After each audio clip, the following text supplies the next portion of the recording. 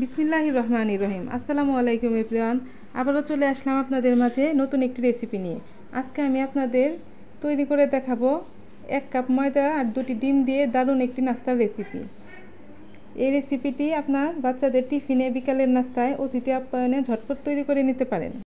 দেখতেই পাচ্ছেন এখানে আমার নাস্তাটা ভাজার পর একদম ফুলে ডাবল হয়ে গিয়েছে। আপনাদের মাঝে আমি একটি নাস্তা ভেঙে শেয়ার করলাম। দেখতেই পাচ্ছেন উপরে যেরকম ক্রিস্পি, ভিতরে একদম পুরে ভরা, খেতেও দারুণ টেস্টি হয়। তাহলে চলুন কথা না বাড়িয়ে শুরু করা যাক। নাস্তাটি তৈরির জন্য এখানে আমি নিয়ে নিচ্ছি 1 কাপ আটা। এখানে আরও দিয়ে দিচ্ছি 1 টেবিল চামচ চিনি, দিয়ে দিচ্ছি 2 টেবিল চামচ রান্নার রেগুলার তেল, দিয়ে দিচ্ছি পরিমাণ মতো লবণ। লবণটা দিয়ে এখন আমি আটাটা ভালোভাবে মেখে নিব। তো আটাটা এখানে আমি খুব ভালোভাবে মেখে নিয়েছি। এখন আমি এখানে নর্মাল পানি দিয়ে একটু একটু করে একটা ডো তৈরি করে নেব। এখানে আমি অল্প অল্প করে পানি দিব আর একটা ডো তৈরি করে নেব। এই ডোটা আমরা যে রেগুলার রুটি খাই সেই রুটির থেকে সামান্য একটু পরিমাণে শক্ত হবে। তো অল্প অল্প করে পানি দিয়ে আমি একটা ডো তৈরি করে নিচ্ছি।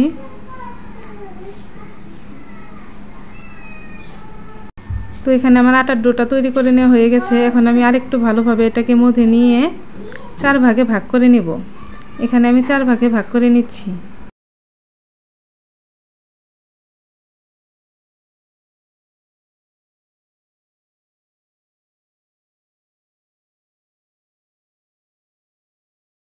তো এখানে আমার আটার ডোটা 4 ভাগে ভাগ করে নেওয়া হয়ে গেছে। এখন আমি একটা প্লেট দিয়ে এভাবে ঢেকে রাখবো যতক্ষণ না ভিতরের পুরটা রেডি হয়ে যাচ্ছে। এখন আমি ভেতরের পুরটা রেডি করার জন্য এখন আমি চুলায় একটা প্যান বসিয়ে দিয়েছি। এখন আমি এই প্যানে দিয়ে দিচ্ছি সামান্য পরিমাণে তেল।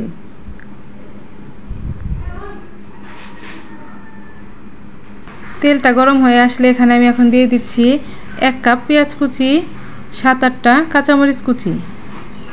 কাঁচামরিচ কুচি দিয়ে এখন আমি এগুলো একটু ভালোভাবে নেড়ে চেড়ে পেঁয়াজটা নরম করে নেব।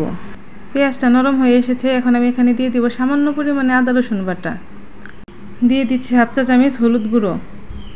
এখানে আমি আরও অ্যাড করে দিচ্ছি 1/2 চা চামচ লাল মরিচ, 1/2 চা চামচ গরম মশলার গুঁড়ো, স্বাদ মতো লবণ দিয়ে এটাকে আমি এখন একটু ভালোভাবে নেড়ে চেড়ে ভেজে নিব যাতে মশলাটার কাঁচা গন্ধ দূর হয়ে যায়।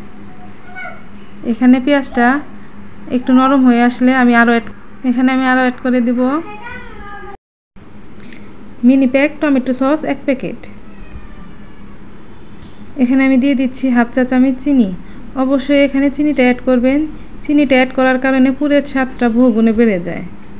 তো এখানে আমার পেঁয়াজটা ভেজে নেওয়া হয়ে গেছে। এখন আমি পেঁয়াজটা এক সাইড এখানে দিয়ে দিচ্ছি 2টা ডিম। এখানে আমি 2টা ডিম 2টা এখন আমি স্প্যাচুলারের সাহায্যে ঝুরঝুরা করে নিব। ঝুরঝুরা করে পেঁয়াজের সাথে মিশিয়ে 5 মিনিটের মতো ভেজে নিব। তো 5 মিনিটের মতো ভেজে নিলে এখানে আমার পুরটা রেডি হয়ে যাবে।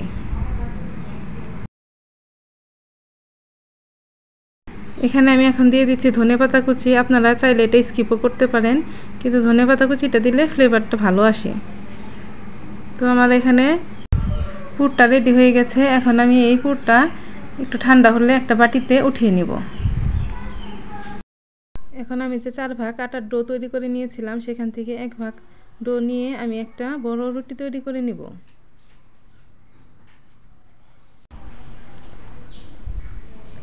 রুটিটা আপনারা কম বেশি সবাই তৈরি করতে পারেন।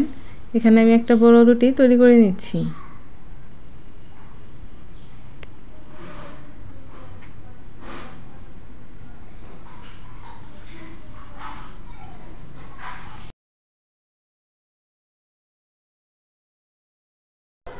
এখানে আমি একটা বড় সাইজের রুটি তৈরি করে নিয়েছি।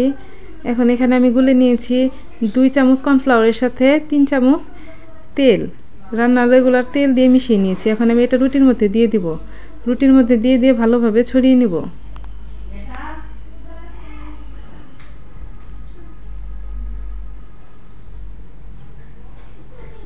এখন রুটির উপর আমি ছড়িয়ে দিচ্ছি আটা। রুটির উপর আটাটা ছড়িয়ে দিয়ে আমি রুটিটা এখন একটা ভাঁজ দিয়ে নিব। এখন এই ভাঁজের উপরে আবার কর্নফ্লাওয়ারের মিশ্রণটা দিয়ে দিব, দিয়ে ভালোভাবে মিশিয়ে নেব। মিশিয়ে নেওয়ার পর আবার উপরে একটু আটা ছড়িয়ে দিব। তারপরে আবার অপর সাইডটাও ভাঁজ করে নেব। ভাঁজ করে আবার কর্নফ্লাওয়ারের মিশ্রণটা দিয়ে ভালোভাবে মিশিয়ে নিয়ে আবার আটা ছড়িয়ে দিব। এইভাবে আটা প্রত্যেক পাটে পাটে ছড়িয়ে দিতে হবে। ছড়িয়ে দিয়ে এখন যে আমরা রেগুলার পরোটা বানাই সে একটা শেপ দিয়ে নেব। এই একইভাবে আমি 4টা যে লেচি কেটে রেখেছিলাম প্রত্যেকটা লেচি তৈরি করে নিব।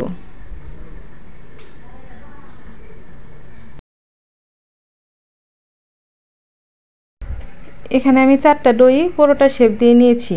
এখন আমি সবচেয়ে প্রথমে যে শেপটা দিয়ে নিয়েছিলাম সেটা নিয়ে নিব। সেটা নিয়ে 4 কোণে একটা বড় পরোটার সাইজ তৈরি করে নিব। এখন আমি এখানে পরোটা শেপে বেলে নিচ্ছি।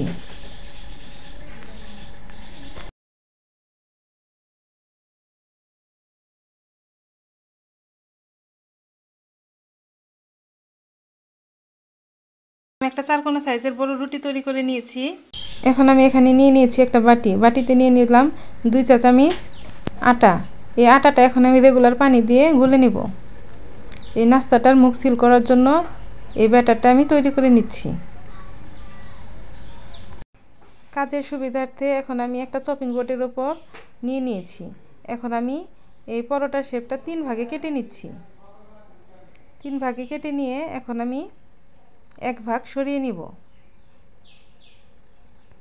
এখন এই 2 ভাগ রুটি আমি প্লাস চিহ্নের মতো বসিয়ে দিয়েছি। এখন আমি যে পুরটা রেডি করে রেখেছিলাম সেই পুরটা মাঝখানে দিয়ে দিব।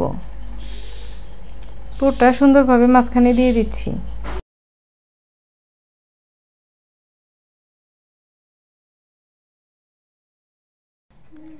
এখন আমি যে মিশ্রণটা তৈরি করে নিয়েছিলাম আটার সেটা চারিদিকে লাগিয়ে দিচ্ছি। চারিপাশে লাগিয়ে দিয়ে এখন আমি ভাঁজ দিয়ে নিব। এখানে আসলে আপনাদের দেখে বুঝিয়ে নিতে হবে যে কীভাবে আমি ভাঁজটা দিয়ে দিচ্ছি। আমি খুব চেপে চেপে লাগাবো না, আলতোভাবে লাগিয়ে দিব। চেপে চেপে লাগিয়ে দিলে আবার একটার সাথে আরেকটা শক্তভাবে লেগে গেলে তখন আবার ভাজলে আমার ভিতরেরটা ভালো হবে না। সেজন্য আমি আলতোভাবে লাগিয়ে নিচ্ছি। তো আপনারা দেখতেই পাচ্ছেন আমি কিভাবে ভাঁজটা দিয়ে নিলাম। এখানে আমার একটা নাস্তা তৈরি হয়ে গেল। তো এইভাবে আমি সবগুলো নাস্তা তৈরি করে নেব।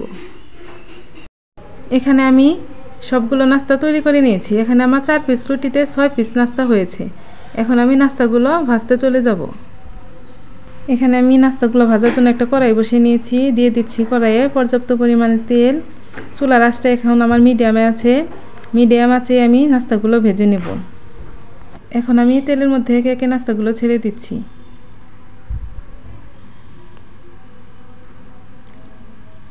এক পাশ একটু হয়ে আসলে আরেক পাশ উল্টে নাস্তাগুলো আমি এপিট ওপিট করে ভেজে নিয়েছি। আমার নাস্তাটা প্রায় হয়ে এসেছে।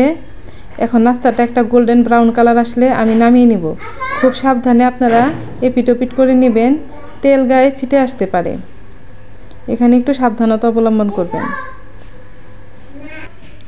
তো আমার নাস্তাগুলো এখানে গোল্ডেন ব্রাউন কালার হয়ে গেছে। এখন আমি তেল ঝরিয়ে উঠিয়ে নেব। তো আমার আজকের এই রেসিপিটি যদি আপনাদের ভালো লেগে থাকে তাহলে অবশ্যই একটি লাইক দিয়ে চ্যানেলটি সাবস্ক্রাইব করে আমার পাশে থাকবেন। আর ভিডিওটি শেয়ার করে অন্যকে দেখার সুযোগ করে দিবেন। আর আপনারা বাসায় অবশ্যই ট্রাই করবেন। তো আজকের মতো এই পর্যন্তই। ধন্যবাদ সবাইকে। দেখা হবে নেক্সট ভিডিওতে। আল্লাহ হাফেজ।